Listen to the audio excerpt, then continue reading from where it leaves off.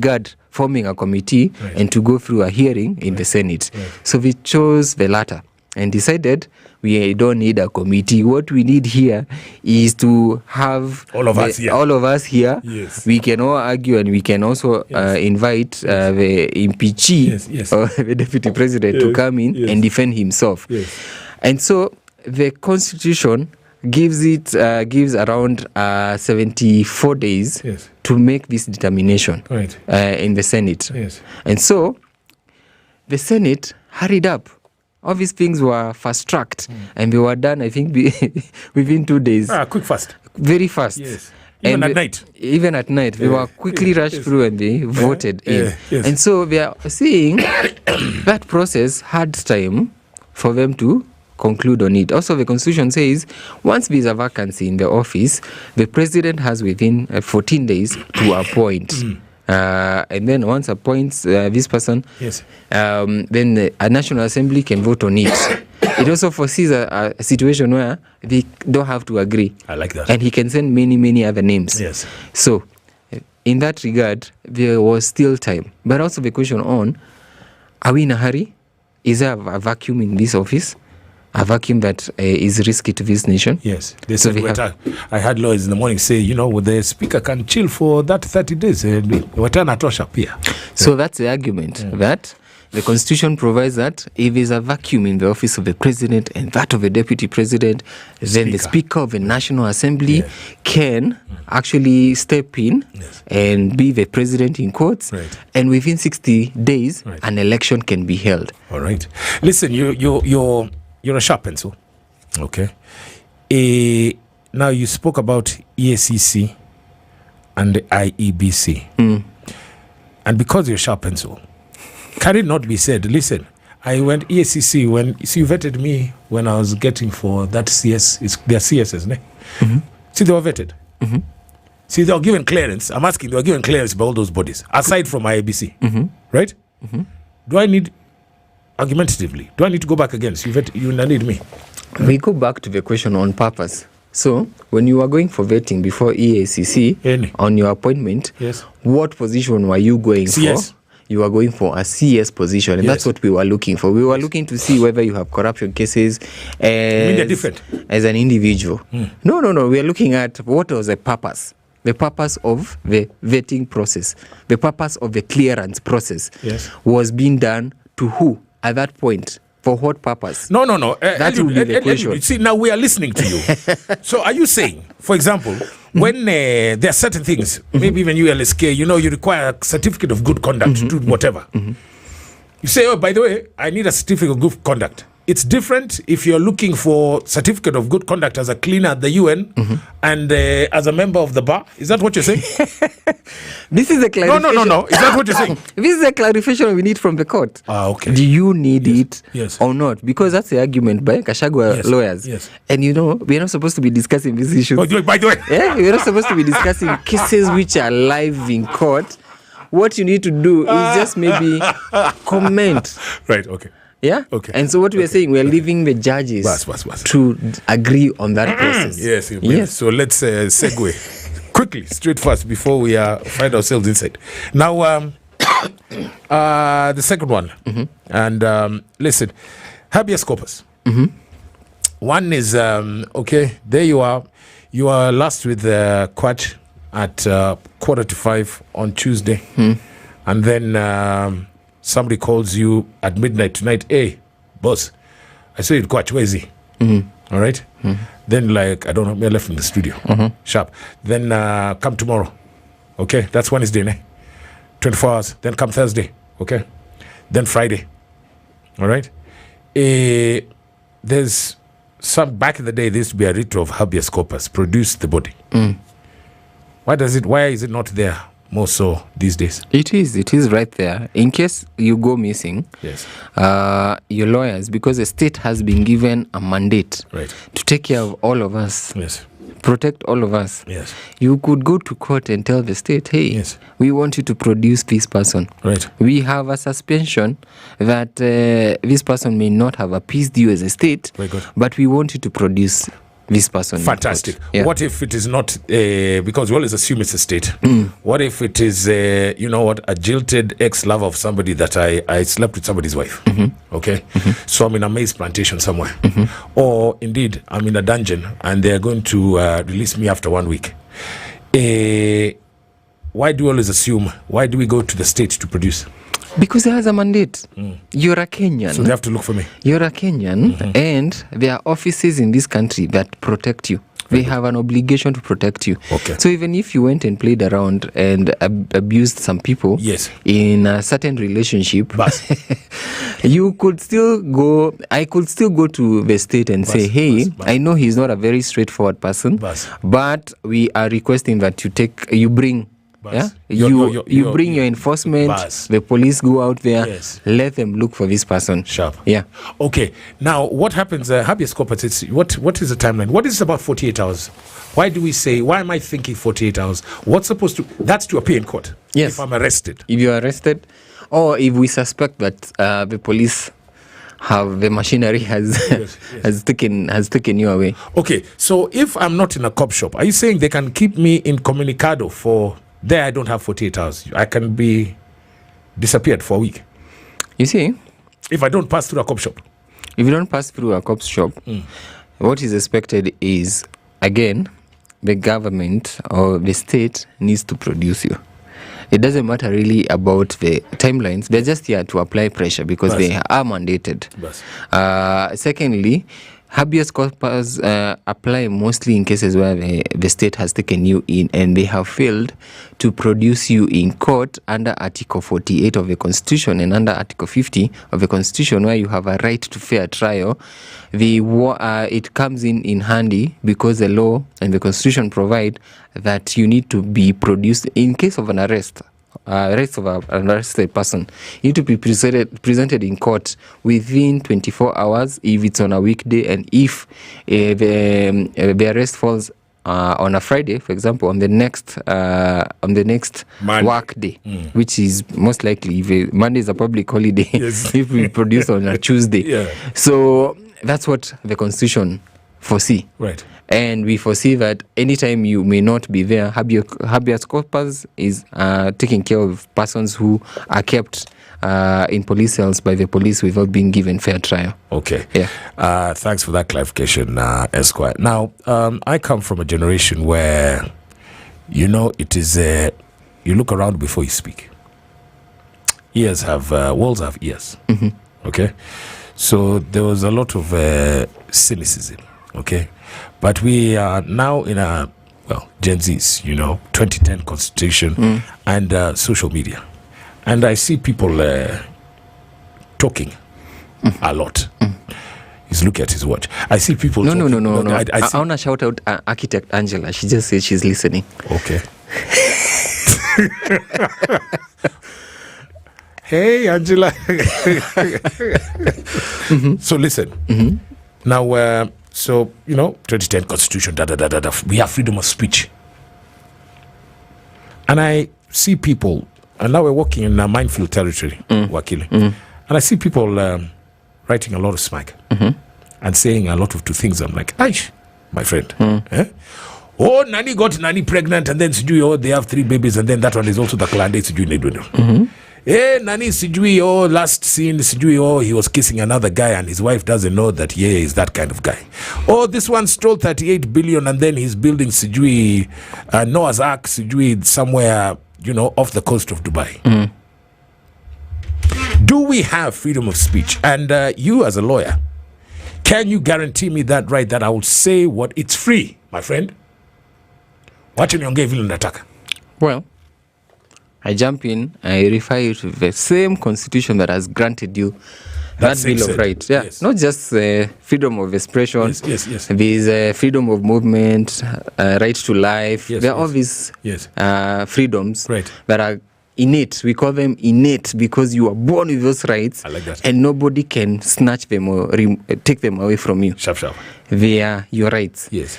But these rights, when it comes to our constitution under Article 24, yes, there's some subtopic called limitation of rights and fundamental freedoms. Say that again. That's a bit other one. Limitation of rights and fundamental freedoms. And the operative word there is limitation.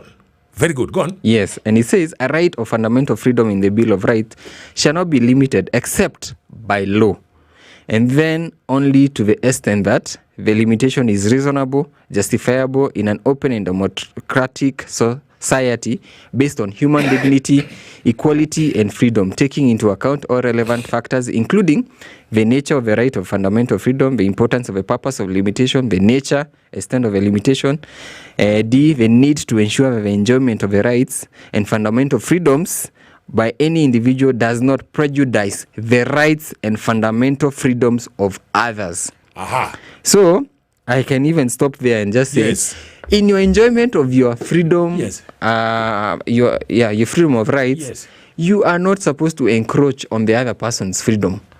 So you cannot come in and say, I have freedom of speech. Yes. And then I start abusing you. Bas. There are other laws which will be enforced upon you, and we are going to say, hey, express yourself only in regard to this, what I had told you last time about the crime of treason, for example, where you cannot say must die. Yes, exactly. Yes. You have to quote, you have to be very careful not to wish death of your president under the law on treason. Very good. And therefore, you cannot just say, I have a right to express myself.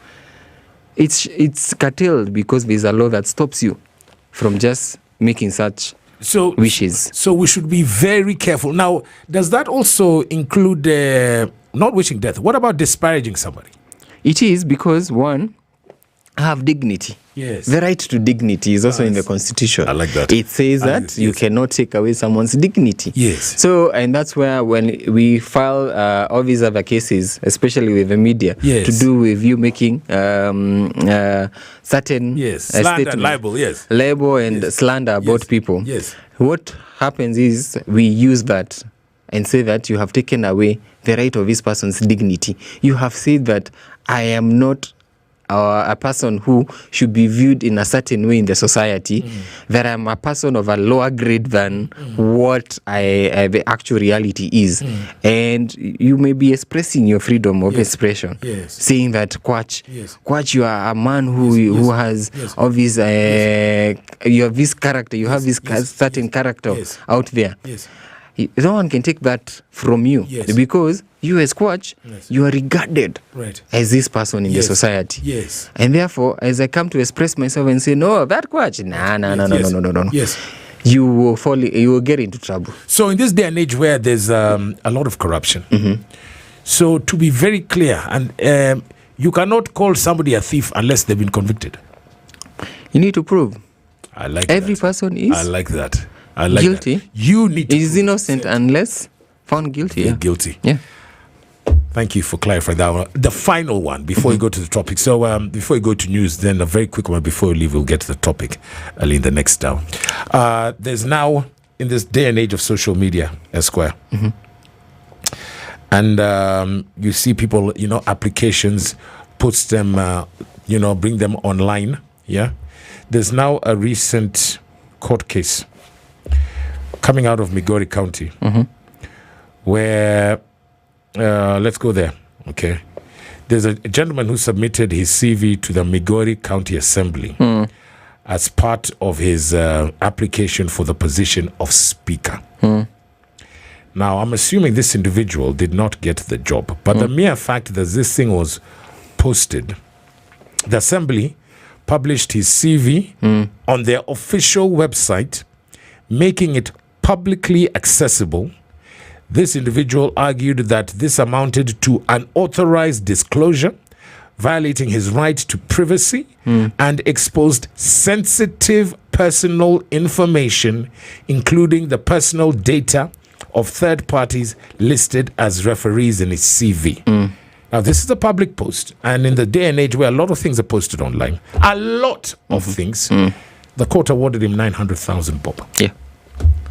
Now, tell us the do's and don'ts. What is this about not being able? This is a court in Kenya, of course. This is me. This is actually not the court, but the Office of the Data Protection Commissioner. Yes. Data Protection which is mandated to protect our data. Right. And make sure that we are in your right to expressing yourself. Yes. And your right, constitutional right to the right to privacy. Right. That you continue enjoying that right. Right. And so this individual who had applied for a job, I think his name is Alan Chacha, because we have a decision here. Yes. The data commissioner found that this assembly, Migori Assembly, County Assembly, went beyond its mandate by oversharing this information on their website.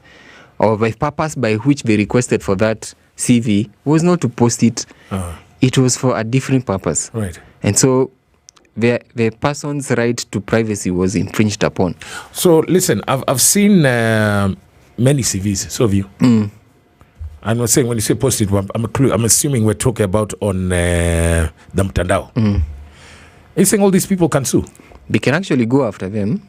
And actually another argument is that even as you take someone's contact, and I say, Kwach, we have been friends for so long. I want you to be my referee. Or rather, I think Kwach doesn't have an issue with being my referee. And you just put it. And I put your phone number right there, your email address without right there. asking me. Without asking you. You may get into trouble. You may get into trouble because I'm infringing on that. Probably your phone number, you're a private person.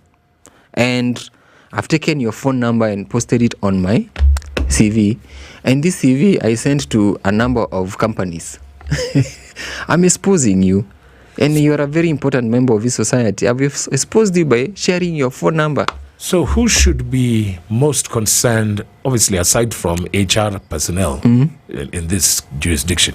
Who else should be now very wary with you and this I, ruling? You and I need to be very wary. Right. Especially with these referee references. Yes. Because before you put my name as your referee, I think the law is that I need to consent to that piece of information being issued out or going out to other institutions. Because no one is in control of the institution's maybe roles and mandate. So when they receive your CV, and I have made my application to 5 companies, I don't know what they're going to do with my CV. They are going to display it out there. Or they may decide, oh, this is Kwach's phone number. Wonderful. I'm going to be sending him certain things on WhatsApp. Wow. I like that. Okay, and you know what? You live and learn, and you've got to love these sessions that we do with Advocate Eliud Ngugi Esquire. What are your handles there, very quickly, Bom? Wakili Ngugi on X, TikTok, Eliud Ngugi on LinkedIn. All right, so now that we've got those out of the way, hope you that was beneficial for you and you learned something. Let's go through the question at hand today. Somebody's written in and says, hi, Wakili. Our mum passed away. My sisters and I were married and still are, except for the youngest sister. Legally, can our husbands claim a right to the inheritance from our mom's assets? Can they insist that they will divide the money? Since our mom didn't leave a will, most of the funds are in a joint account held with our dad, shared amongst the 5 of us. That is the legal question. Esquire will answer that one quick, fast, minus slow just after the news, which is on the way. Next.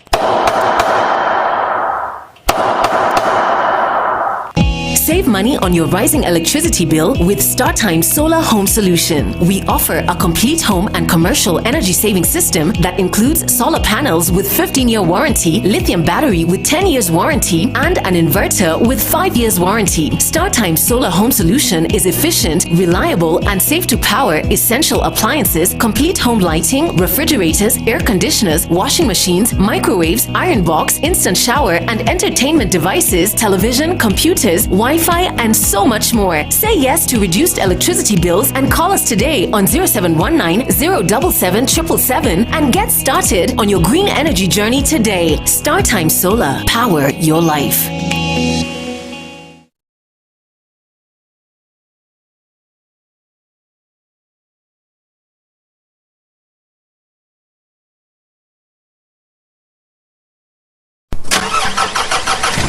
The Spice Drive, getting you where you need to be.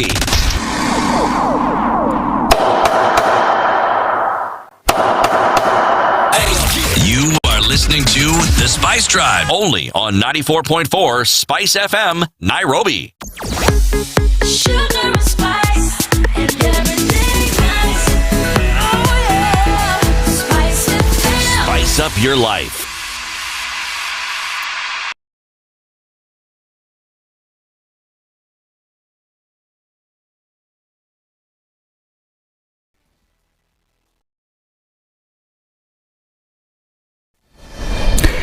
Good evening, this is Newswam Dennis Asset. News just in. Supreme Court has okayed the Finance Act 2023.